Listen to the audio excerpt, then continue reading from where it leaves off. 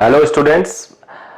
मुझे बड़ी खुशी हो रही है कि आप लोग का एग्जाम बिल्कुल क्लोज है और आप सब खूब मेहनत कर रहे हैं। मुझे पता चल रहा है आजकल आप लोग की एक्टिविटीज, सोशल एक्टिविटीज ऑलमोस्ट कम हो गई है, जो मैं वॉच कर पा रहा हूं। कुछ दिन पहले तक आप लोग बड़े अनसर्टेनिटी में थे कि एग्जामिनेशन होगा कि नहीं होगा। मैंने अभी कुछ दिन पहले जेई वाले बच्चों के लिए लास्ट मोमेंट टिप्स निकाला था और उसमें मुझे बड़ा अच्छा रिस्पांस आया। कई बच्चों ने बोला कि सर मेडिकल के लिए भी, नीट के लिए भी कुछ इस तरह से टिप्स दीजिए। तो मैंने बोला था सही समय पे जरूर आएगा। तो आज मैं हाजिर हूं आप लोग के लिए टिप्स लेके क्या करें, बिकॉज ये आज से लेके आपके एग्जामिनेशन तक जो टाइम है वो इतना टाइम नहीं है कि हम शुरू से लेके पूरा सिलेबस को ठीक से अंडरस्टैंडिंग के साथ पढ़ पाए या समझ पाए फर्स्ट टाइम। ऐसा नहीं हो सकता। अब तो आपको आपने जो पढ़ाई की है उस पर बिलीव करना होगा। और याद रखो, चाहे आपने कम पढ़ा है या ज्यादा पढ़ा है, लेकिन अगर आपने पढ़ा है तो वो जरूर हेल्प करता है। एग्जामिनेशन में कभी भी ऐसा नहीं होता कि आपने पढ़ाई की और लेकिन कम की तो वो बिल्कुल नहीं हेल्प करने वाला, वो जरूर हेल्प करेगा। तो आप अपने ऊपर बिलीव रखेंगे इस एग्जाम में, सबसे बड़ी बात है। दूसरी बात, पैनिक नहीं करेंगे, बिकॉज मैं बहुत सारे ऐसे बच्चों को जानता हूं जिनकी प्रिपरेशन बहुत अच्छी नहीं है, तो अभी से लेके वो पैनिक में आते हैं और कई बार तो दे जस्ट गिवन अप। उन्हें लगता है उनका नहीं होगा तो बस दिखाने के लिए प्रिपरेशन करते हैं और बेस्ट नहीं दे पाते हैं। जबकि मेरा मानना है कि अगर आपने पूरे साल पढ़ाई की है, हो सकता है बहुत अच्छे से नहीं की हो सकता है आपका बेसिक बहुत अच्छा नहीं रहा हो, तो भी आप इस टाइम बेस्ट दीजिए। 24 घंटे में आप 18 घंटे पढ़िए, 17 घंटे पढ़िए। जब आप खाना खा रहे हैं उस टाइम भी वीडियो चलाइए। आजकल रिकॉर्डेड वीडियोस बहुत सारे हैं, तो आपको डेफिनेटली हेल्प मिलेगा और शायद आप क्रैक कर सकते हैं। एक बात आप बिल्कुल मत सोचिएगा कि अगर आप का सिलेक्शन नहीं होगा तो आप क्या करेंगे, आपके पेरेंट को क्या करना है, कैसे मैं बोलूंगा, या वो ज्यादा आपसे एक्सपेक्ट कर रहे हैं। इन सब की चिंता आप बाद में करिएगा। पहले आप अपनी पूरी तैयारी पे उतर आइए, बेस्ट से बेस्ट दीजिए, फिर बाद में चिंता करिएगा कि हमें क्या कहना है। हो सकता है, ये मान के चलिए आपका पेपर अच्छा होने वाला है। ये मैं उन सारे बच्चों के लिए कह रहा हूं जिनकी प्रिपरेशन बहुत अच्छी नहीं है। एक बात और, अगर आपकी प्रिपरेशन बहुत अच्छी नहीं है तो भी आप कोई जरूरी नहीं है आपने गलती की है।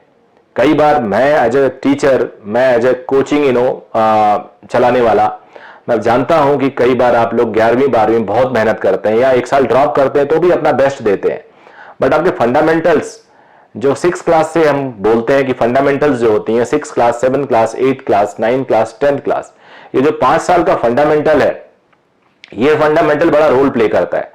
तो कई बार अगर आपकी प्रिपरेशन में उतनी अच्छी नहीं है जितनी क्लास का एक और बच्चा कर रहा है, तो आप फ्रस्ट्रेट मत होइए। हो सकता है इसमें आपकी बहुत ज्यादा गलती नहीं हो, लेकिन आज अभी जो आपको करना है वो करना है अगले कुछ दिन। जैसे आज मैं रिकॉर्ड कर रहा हूं वीडियो, 13 तारीख को आपका एग्जाम है और आज है 7 तारीख। तो आज से आपके पास 6 डेज हैं, आज को इंक्लूड करके 7वें दिन एग्जाम है। आपके पास एक तरह से मोर देन 100 आवर्स है स्टडी के। एक 90-100 घंटे आप पढ़ सकते हो, इसमें सोच सकते हो। ये अपना बेस्ट दे दीजिए। आप मान के चलिए आपके जीवन का ये बेस्ट है, इससे ज्यादा आप कैपेसिटी अपनी यूज नहीं कर सकते। तो नेचुरली बिलीव मी आपका बढ़िया होगा, बेटर होगा और आपको पछतावा नहीं होगा। एक और जो मैं सजेस्ट करूंगा, बिकॉज मैक्सिमम टाइम आखिरी के मोमेंट पे मैगजीन में, यूट्यूब पे या न्यूज़पेपर में बहुत सारे कमेंट्स आते हैं। कुछ लोग काउंसलर्स होते हैं, कुछ मनोचिकित्सक होते हैं, साइकेट्री। इन सारे लोग का जो सजेशन होता है बिल्कुल मत लेना प्लीज। मैं अपने जेई के वीडियो में भी बताया था, ये सारे लोग ऐसे होते हैं जिन्होंने अपनी जिंदगी में कोई कंपटीशन नहीं दिया होता है, कुछ को छोड़ के, और ये एक हाइपोथेटिकल, एक कंफर्ट जोन में आके आपको सजेशन देते हैं। कई बार आप लोगों ने देखा होगा कि कई बड़े अचीवर होते हैं, वो अपना टाइम भूल के बच्चों को बोलते हैं रिलैक्स रहो, मस्त रहो, कोई टेंशन ना लो। जबकि वो जब तैयारी कर रहे होते हैं तो उस टाइम वो 20-20 घंटे पढ़ते हैं। तो आप प्लीज इन साइकेट्री जो मनोचिकित्सक है, काउंसलर्स है, इनका कोई सजेशन मत मानिए।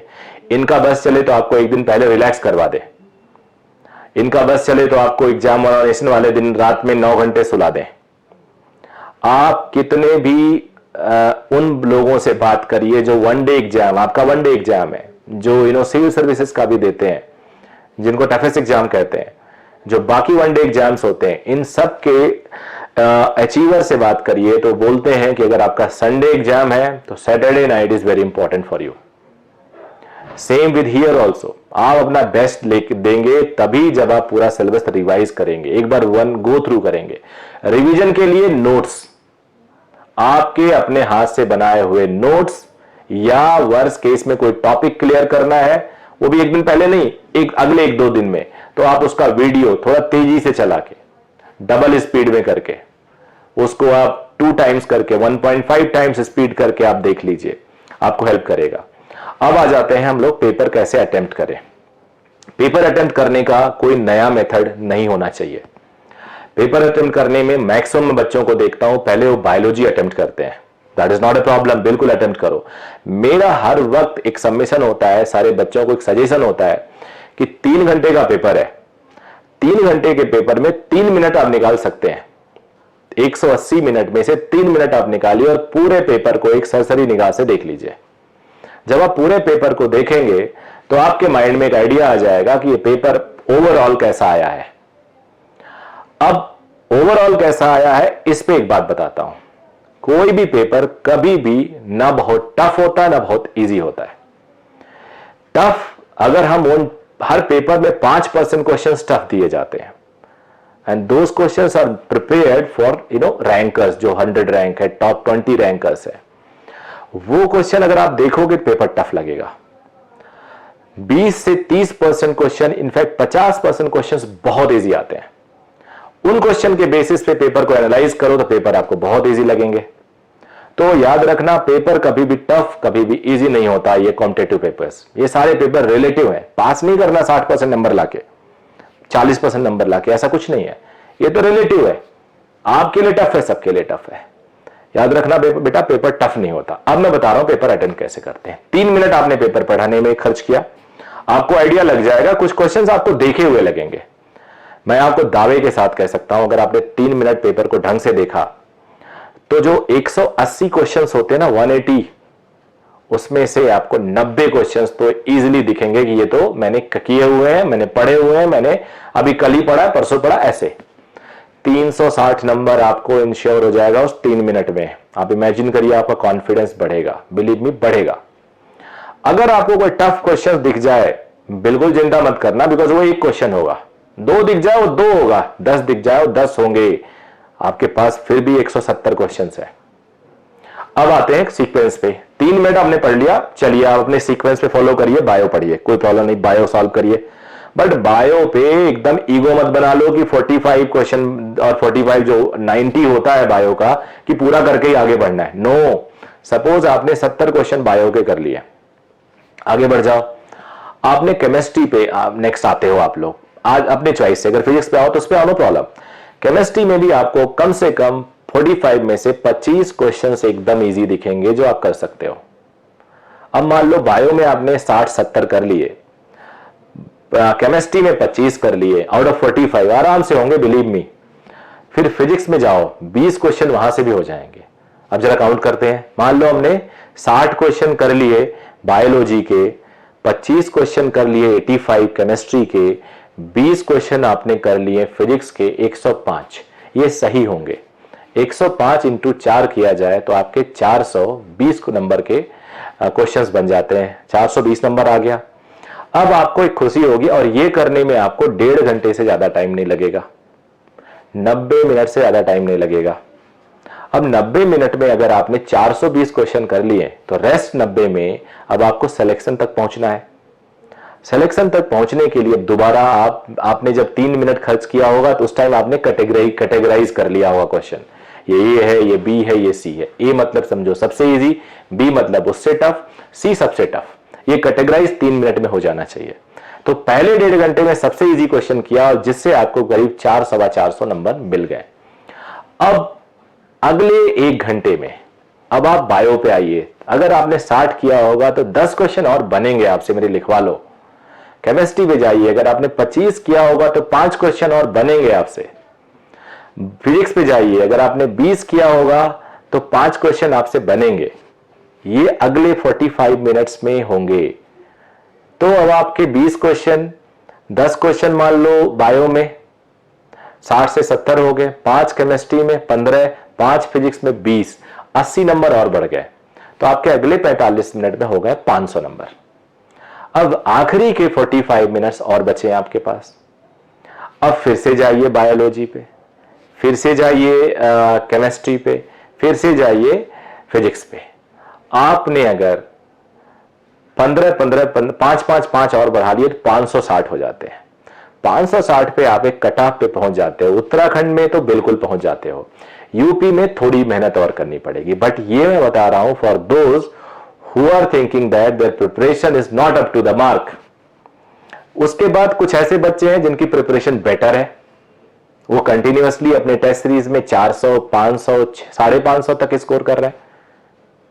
वो पहले ही लेवल में उन्हें कम से कम जो 1-1.5 घंटा मैंने बोला, उन्हें फिजिक्स में करना चाहिए 25 नंबर, केमिस्ट्री में करना चाहिए 35 नंबर, तो वो जाते हैं ये 60, और 70 क्वेश्चन उन्हें करना चाहिए बायोलॉजी में पहले 1.5 घंटे में। तो 60 और 70 कितना हो गया? 130। 130 इंटू 4 करोगे 520 हो जाएंगे। 1.5 घंटे में आपने 520 क्वेश्चंस कर लिए। 1.5 घंटे में कुछ भी कर लो आप।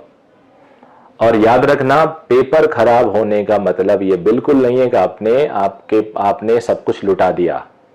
कभी भी इसको ईगो इशू मत बनाओ।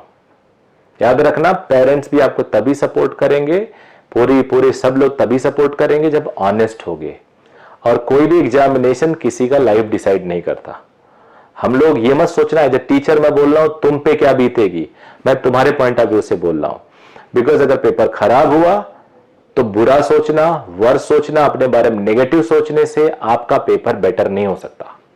पेपर खराब होने से अगर आप रो रहे हो, टेंशन में आ रहे हो, तो उससे पेपर अच्छा नहीं होता। मैं तो बच्चों से कहता हूं अगर रोने से सही हो जाए, चलो हम लोग भी रोते हैं, 8-10 लोगों को और बुला लेते हैं, वो भी रोते हैं।